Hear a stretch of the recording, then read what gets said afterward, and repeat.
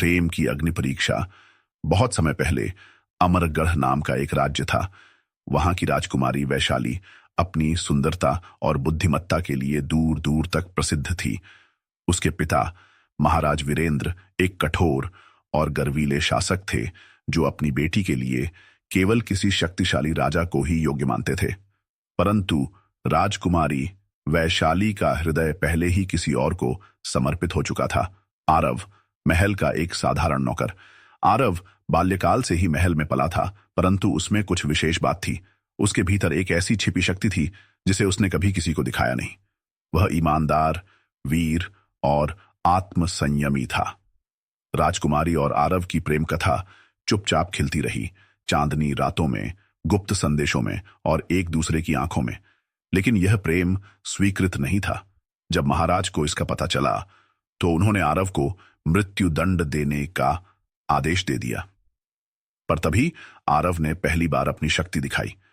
उसने अपनी आंखों से महल की दीवारें हिला दी और हाथों से शेर को नतमस्तक कर दिया। दरबार में सब स्तब्ध रह गए।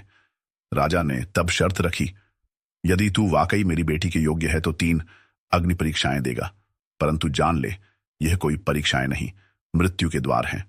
1, काल गुफा की परीक्षा। कौल गुफा से अमृत पुष्प लाना दो। अग्नि सरोवर की परीक्षा। आत्मा की अग्नि में सत्यता। 3, ब्रह्मलोक की परीक्षा। माया की छवि में सत्य प्रेम।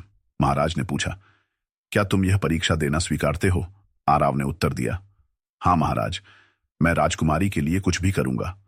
अगले दिन वह परीक्षा के लिए निकल गया। उसकी पहली परीक्षा थी 1, कौल गुफा से अमृत पुष्प का लाना स्थान। तिमिरों से भरी काल गुफा, जो वर्षों से अभिशप्त थी।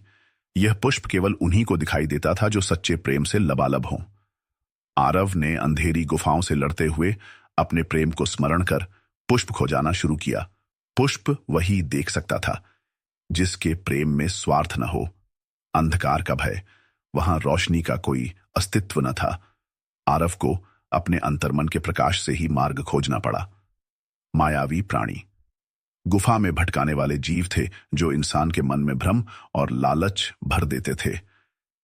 उन्होंने आरव को वैभव और सत्ता का लालच दिखाया, लेकिन उसने वैशाली की याद में दृढ़ निष्ठा रखी। स्वयं की छाया से युद्ध। गुफा के अंत में उसे अपनी ही परछाई से लड़ना पड़ा, जो उसके डर, ईर्ष्या और क्रोध का प्रतीक थी। जब वह पुष्प के पास पहुंचा तो वह पहले अदृश्य था, पर जैसे ही आरव ने वैशाली का नाम लेकर प्रेम स्वीकार किया, पुष्प प्रकट हो उठा और उसके हाथों में स्वयं आ गया। 2, अग्नि सरोवर की परीक्षा। आत्मा की अग्नि में सत्यता। एक ज्वालामुखी के बीच स्थित अग्नि सरोवर, जहां जल की जगह पिघला हुआ अग्नि तत्व था। उसमें उतरकर सत्य की आत्मा से मिलकर उसके 5 प्रश्नों का उत्तर देना।